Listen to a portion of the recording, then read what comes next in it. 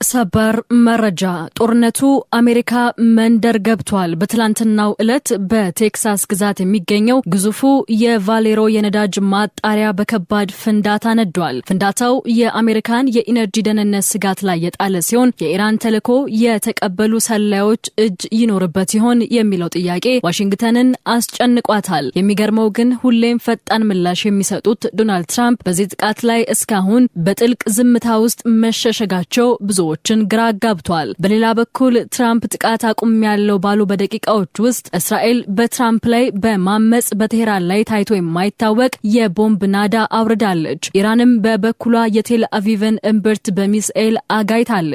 የሰው ልጅ ህሊናን የሚፈትነው የጋዛው ህፃን አሰቃቂ ስቃይና የእስራኤል አዲሱ የሊባኖስ ወረራ እቅድስ ምን ይዟል? ከቴክሳስ እስከ ቴል አቪቭ የተዘረጋውን ድንጋጤና ከመጋረጃ ጀርባ ያለውን ሚስጥር በዝርዝር እንተነትናለን። እስከ መጨረሻው አብራችሁን ቆዩ።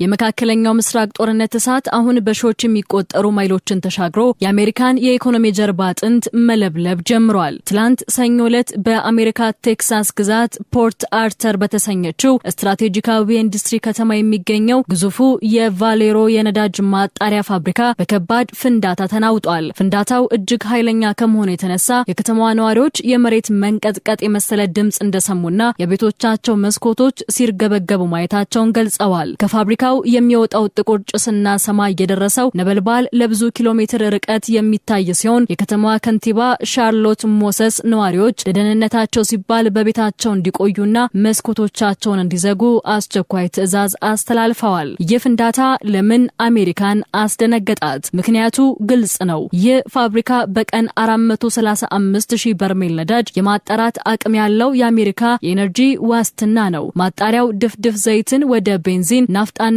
የጀት ነዳጅ የሚቀይር ግዙፍ ተቋም ነው። አሜሪካ ቀድሞውኑ በኢራንና በእስራኤል ጦርነት ምክንያት የዓለም የነዳጅ አቅርቦት መዛባቱን ተከትሎ የጋዝ ዋጋ በከፍተኛ ሁኔታ እየናረበት ባለበት በዚህ ወቅት እንዲህ ያለ አደጋ መከሰቱ በኢኮኖሚዋ ላይ የለኮሱት እሳት መጣብኝ የሚል ስጋትን ፈጥሯል። ነገር ግን ትልቁ ጥያቄና ብዙዎችን ያስደነገጠው ሚስጥር እዚህ ጋር ነው። ይህ አደጋ የተከሰተው ትራምፕ በኢራን ላይ የ48 ሰዓት ገደብ ሰጥተው ከዚያም በድንገት ለ5 ቀናት አራዝም ያለው ባሉበት ቅዝፈት መሆኑ ጥርጣሬውን ከፍ አድርጎታል። በቴክሳስ የደህንነት ክበቦች ውስጥ የሚናፈሰው ወሬ የሚጠቁመው የፍንዳታ ድንገተኛ አደጋ ላይሆን ይችላል። የኢራን ወታደራዊ አመራሮች ከዚህ ቀደም አሜሪካ ብትነካን ጥቅሟን በዓለም ዙሪያ እናውድማለን ሲሉ የሰጡትን ማስጠንቀቂያ ተከትሎ ይህ ጥቃት የኢራን ተልዕኮ የተቀበሉ ሰላዮች እጅ ያለበት ሊሆን ይችላል የሚል ስጋት ነክሷል። የደህንነት ተንታኞች እንደሚሉት በቴክሳስ የሚገኙ ግዙፍ የነዳጅ ተቋማት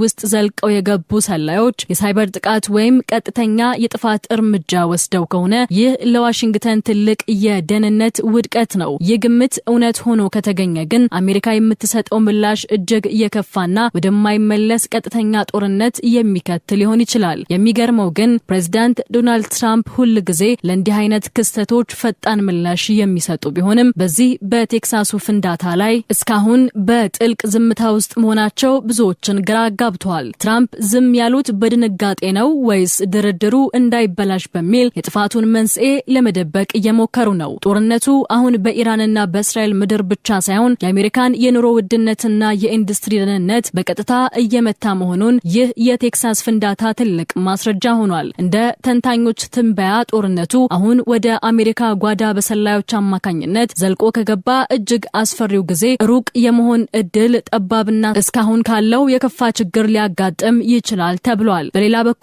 ዓለም በትራምፕ የ5 ቀን የድርድር ቀጠሮ ተስፋ አድርጋ በነበረበት ቅጽበት ከመካከለኛው ምስራቅ የመጣው ዜና ግን ሁሉንም ድራማ ቀልብሶታል። ፕሬዝዳንት ዶናልድ ትራምፕ ከኢራን ጋር ፍሬያማ ንግግር አድርገናል፣ ለጊዜው ጥቃት አቁም ያለው ባሉ በ40 ደቂቃ ውስጥ የእስራኤል ጦር በቴህራን ላይ ታይቶ የማይታወቅ የቦምብ ናዳን አውርዷል። ይህ የእስራኤል እርምጃ ተራ ወታደራዊ ጥቃት ብቻ አይደለም፣ ይልቁንም በትራምፕ ፖሊሲ ላይ የተሰነዘረ ግልጽ አመጽ ነው። የእስራኤል መከላከያ ኃይል ባወጣው መግለጫ እኛ የምንመራው በእስራኤል መንግስት እንጂ በትራምፕ የትዊተር ወይም የትሩዝ ሶሻል መልእክት አይደለም፣ ጥቃታችንም እስከ መጨረሻው ይቀጥላል በማለት ዋሽንግተንን በግልጽ ተገዳድሯል። በቴህራን የተሰማው የፍንዳታ ድምጽ ከዚህ ቀደም ተሰምቶ የማይታወቅ መሆኑን የዓይን እማኞች ለዓለም አቀፍ ሚዲያዎች ተናግረዋል። እስራኤል በዚህ ጥቃት የኢራን አብዮት ዘብ የአየር መከላከያ ጣቢያዎች፣ የሚሳኤል ማምረቻዎችንና የቁድስ ኃይል ደህንነት ተቋማትን ኢላማ አድርጋለች።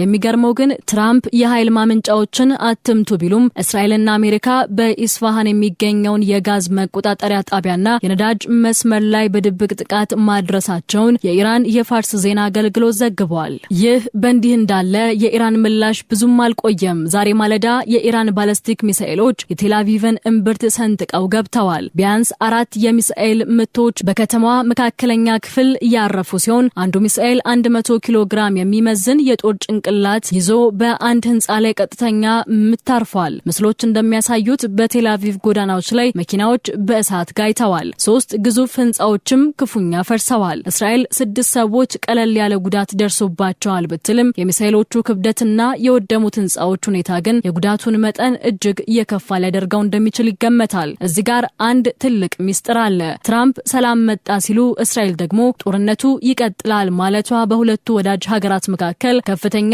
የፍላጎት መጋጨት መኖሩን ያሳያል።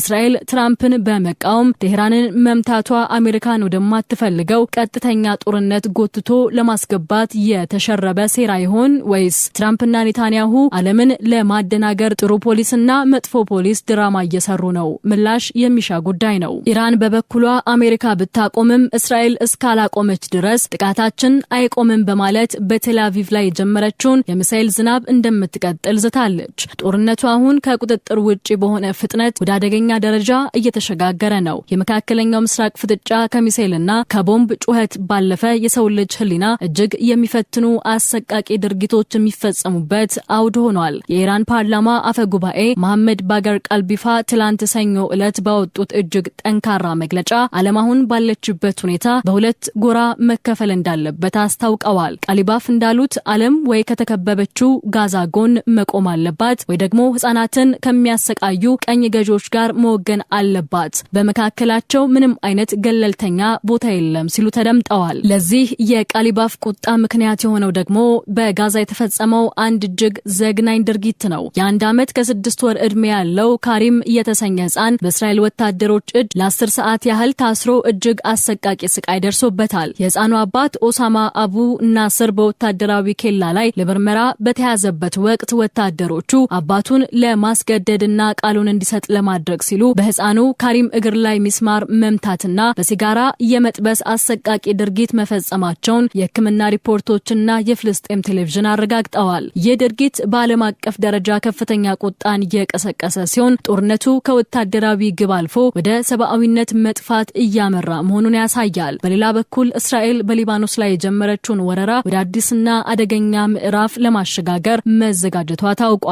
የእስራኤል የፋይናንስ ሚኒስትር ቤዛሌል ስሞትሪች ባወጡት አዲስ መግለጫ የሊባኖስ ደቡባዊ ግዛት እስከ ሊታኒ ወንዝ ድረስ በእስራኤል ቁጥጥር ስር መዋልና የእስራኤል ሉዓላዊ ግዛት አካል መሆን እንዳለባት በግልጽ ጠይቀዋል። ይህ ማለት እስራኤል ሄዝቦላህን ለመምታት ብቻ ሳይሆን የሊባኖስን መሬት ለመጠቅለል አዲስ የድንበር መስመር ለማበጀት እቅድ እንዳላት ያሳያል። ይህ የግዛት መስፋፋት እቅድ ደግሞ ጦርነቱን ከመከላከል ባለፈ ወደ ቀጠናዊ ወረራ የሚቀይረው በመሆኑ ያለምን ስጋት እጥፍ አድርጎታል። በተያያዘ መረጃም በሊባኖስ ዋና ከተማ ቤይሩት ደቡባዊ ክፍል ላይ እስራኤል ታይቶ የማይታወቅ የአየር ጥቃት የፈጸመች ሲሆን በሊባኖስ ምድር እስካሁን በመቶዎች የሚቆጠሩ ንጹሃን ዜጎች ለህልፈት ተዳርገዋል። በጋዛ ደግሞ እስካሁን በተፈጸመው የዘር ማጥፋት ጦርነት ከ72000 በላይ ፍልስጤማውያን መገደላቸውና 90% የሚሆነው የጋዛ መሰረተ ልማት መውደሙ ተነግሯል። ጦርነቱ አሁን ከመሬት ሽሚያና ከፖለቲካ ፍላጎት አልፎ የህፃናትን ደም እስከ መጠጣት ደርሷል። እስራኤል የሊባኖስን ድንበር ለማጥፋት ያቀደችው አዲስ እቅድና በጋዛ የሚፈጸሙት አሰቃቂ ድርጊቶች መካከለኛው ምስራቅን ወደማይመለስ የታሪክ ጨለማ ውስጥ እየከተቷት ይሆን የሚለው የብዙዎች ጥያቄ ሆኗል። ባጭሩ ጦርነቱ አሁን ከመካከለኛው ምስራቅ አልፎ የአሜሪካ የነዳጅ ማጣሪያዎች እስከ ማውደም ደርሷል። ትራምፕ በቴክሳሱ ፍንዳታ ላይ ዝምታን መምረጣቸውና እስራኤል በትራምፕ ትዕዛዝ ላይ ማመጿ የዓለም ፖለቲካ ከቁጥጥር ውጭ የሆነ መምጣቱን ያሳያል። የኢራን የኢራን ሰላዮች በአሜሪካ ምድር ላይ ጥቃት መጀመሯን እውነት ሆኖ ከተገኘ ግን ምላሹ የከፋና ዓለምን ወደማይመለስ ጨለማ የሚከት ሊሆን ይችላል። የነገሮችን አካሄድ በንቃት እየተከታተልንም ለእናንተ ማድረሳችንን እንቀጥላለን። ለዛሬ የነበረን መረጃ ይህንን ይመስላል። ወቅታዊና ሰበር መረጃዎች እንዲደርሷችሁ ቻናላችንን ሰብስክራይብ ማድረጋችሁንና የደውል ምልክቷን መጫን አትዘንጉ። በቀጣይ በሌላ ሰበር መረጃ እስከምንመለስ ሰላም ቆዩን።